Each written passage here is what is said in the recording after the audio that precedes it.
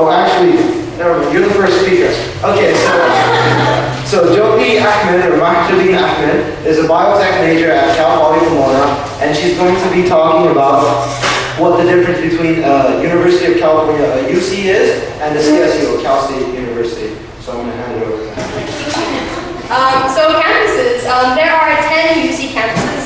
UCSF is actually a graduate school. So, I mean, if you're looking for undergrad, yeah, no. And there are 23 CSU campuses. In terms of campus size, UC's, with the exception of Merced, which is, yes. What does UCMC stand for? Sorry. So UC is the University of California, and CSU is California State University. These are two public school systems within California that we have. We also have the community college system, but I don't know how many we have. We have a lot. We have a lot all throughout the state. Yeah, so in terms of size, UC is typically bigger, with the exception of UC Merced, which has, it's brand new, so it has a lot fewer. It's actually under enrolled, so definitely that's a good place to apply to. So I think Berkeley or UCLA, one of those is the largest with like 35,000 students. And average is like 15 to 25 students. And for CSUs, it ranges from like 6,000 or 7,000 to like 15 or to 20, 25,000. In terms of applications, how the application process is different. The main difference is that UC applications require a personal statement where you write like 1,000-word, 2 essays. That total, they add it to 1,000 words. And they give you a prompt, which is very general, and you have a well-developed essay, or response written for that. Both the CSU and the UC, they offer bachelor's, master's, and doctorate degrees, but like, not all of them have them all. I mean, UC's, every one of them have undergrad. Masters are much more selective in the CSU, and it's a lot more limited, but like, what you should do if you're looking for a program, like, look into your major, look into which school has the best program, and apply that way. So one big difference is teaching versus research. So UC is more research-based. The professors are actually required to do some research, which determines something about tenure or whatever. But like, because it's more research-based,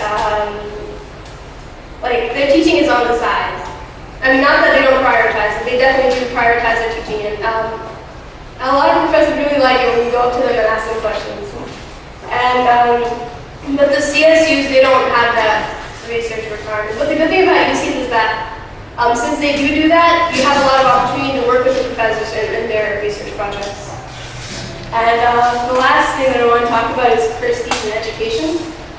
There is a lot more prestige attached with the UCs because it is harder to get into. UCs accept like maybe 1/8 of the high school pool, like top 1/8, while CSUs grab around like the top 1/3 of high school graduates. So because of that, it's definitely harder to get into a UC. But education-wise, you get a lot of the same material. The prices definitely differ.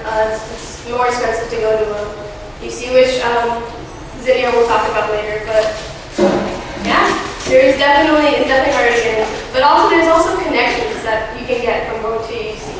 It's kind of interesting. So like you go to college so you can go to work. But to get a job, you need experience. But to get experience, you need to have had jobs. So the good part of that is that you might be able to get connections who can help you get your first step. So I just wanted to take like a little survey of the audience. How many of you guys are in college or at a university and whatnot? Or currently attending, okay, that's good. How many of you guys are like graduates? Wow.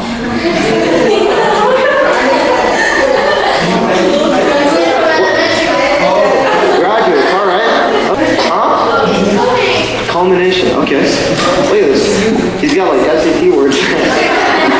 Okay, so So I think, do you guys have any questions about her presentation? Did you guys understand it? You missed the whole thing? Okay. Like professional schools like that. And maybe some of the parents can answer that as well. Next, we have Julia, who she's going to be talking about. She's an electrical engineering major at UC Irvine. And she's going to be talking about a lot, so just bear with her. So I'm Zia, or you can call me Lulu, that's what people know me as. I'm from UC Irvine, fourth year. UC Irvine is an hour south from here, so very close. And I'm here to talk to you guys about how to pay for college. First I'm going to give you the ranges of what you're expected to pay for different systems. First, I have private colleges. They pay about $35,000 per year, but don't get scared, because I know it's a lot of money, but because they have such high tuition, they also have more grants, more aids, and loans to help you out. Next, UCs. They are almost 1/3 of private colleges, but that's not the only money you pay. You also have books. Is this too small? Books, and it's a lot of money too. And then you have to pay for transportation, or if you live off campus or on campus, it's also, so all totals to about $30,000. But keep in mind though, these are estimates, and these can vary for different students based on their personal needs and expenses. So CSUs are about half of what from ACs for tuition fees, but the great advantage of going to CSUs is that you don't have to pay for if you choose to stay with your parents, you don't have to pay for housing or foods, which takes a lot. I mean, it's a lot of money because I live off campus, so you get to save a lot of money on there. Another system of college we have in UC is community colleges. They're about $2,000 per year, and you can also save money in those kind of colleges because you also can choose to stay with your parents. But so it's a lot of money, right? Thousands of dollars. So can I really afford college? The simple yes is yes. The answer is yes, and there's a lot of ways. So no worries. So paying for colleges, right? And you can pay through financial aids. And what is financial aids? They are the grants, the loans, the scholarship you get from your campuses and whatnot. But I'm going to focus only on the UCs. And if you have any questions on the CSUs and community college, you can email me at ztuli@uci.edu, or I'll give you my information on that. So financial aids are like 2/3 of undergrads receive financial aid. Last year was $154 billion. It was just reserved for the undergrads for their financial aid. And if you're a full-time student, you can get up to $14,000 on financial aid, and it covers more than half of your cost for going to college. Right. So to get financial aid, you have to pay for FAFSA, and I'll show you really quick how to pay or how to apply for FAFSA. There's a lot of financial tools available to you. First tools I'm going to talk about is grants. These are the smartest ways to cover for your costs because they're just simply cash towards you. And as long as you meet the requirements, there are 4 kinds of grants. Cal Grant, the first one, is funded by, Pell Grant is based on your needs, and Cal Grant is funded by the state of California. The third one is UC Grants, which are available to UC undergrads or UC US residents. And the calculation, or how much you can get these grants, it will be based on the information you put on your FAFSA, which I just told you about. And the fourth thing is called Blue and Gold Opportunity Plan. And if your parents earn less than $80,000 per year, you are eligible for it. Second tool I have for you guys is scholarships. There's two kinds of scholarships. First one is called Region Scholarship. These are for students with outstanding academics records or personal achievements, like your personal statements, your extracurricular activities, your letters of recommendation, etc. The ranges for the scholarship go from thousands to whatever needs you have for college, and they can pay up to all for your years of college. Second kind is restricted scholarships.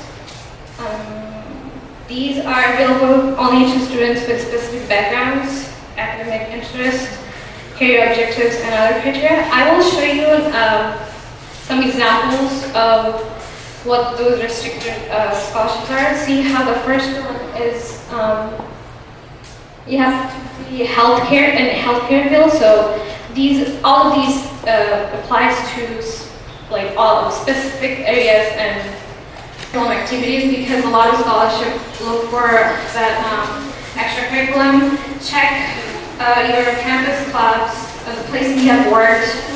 A lot of newspapers have announced scholarships. Check this list on your school website. And contact the college that you're applying to. They all can be paying money to get money, so avoid them. And don't overlook the smallest scholarships, because $100, $200 all adds up, and trust me, it will help you. So these are the websites that I have them on my handout. Third tool is loans. You guys can see that. Do you guys, I have a question. So do you guys know what are there are two kinds of loans that VCs give out. Do you guys know what those loans are? No? No? Oh, should I repeat my question? Yeah, subsidized and unsubsidized. So subsidized is, and actually, loans are available to either citizens and parents. You don't have to pay these loans, so that you don't have to pay back after your graduation. And the two kinds are subsidized and unsubsidized, as you mentioned. For the subsidized ones, when you're in college, the federal government pay for it. The interest are paid by the federal government, so you don't have to pay the interest rate. And the second one is, and don't get work study, still have hope. You can find a job on campus or off campus, and you can earn about from $8 to $12 per hour. And a lot of students actually work all summer to pay for their colleges during the school year. And I have another question. So is there anyone here paid for colleges through any other sort of ways, and besides these 5 points? Did you pay for college in any other ways besides these 5 points? Savings in the more past years. Savings from your parents? Yeah. All right. You have a rich friends, I see. But for us, from my experience, I wouldn't be able to go to college if I didn't get financial aid. I'm going to college on Fulbright, so I get all these aids, and it's a lot helpful. And so there is lots of ways, maybe besides these 5 points, to pay for college. So don't get scared. Talk to your parents, to have them fill out their FAFSA on time, and then when you sit for FAFSA, to fill out the FAFSA application, get those information from your parents, like taxes. And if you have any more questions, you can always contact me.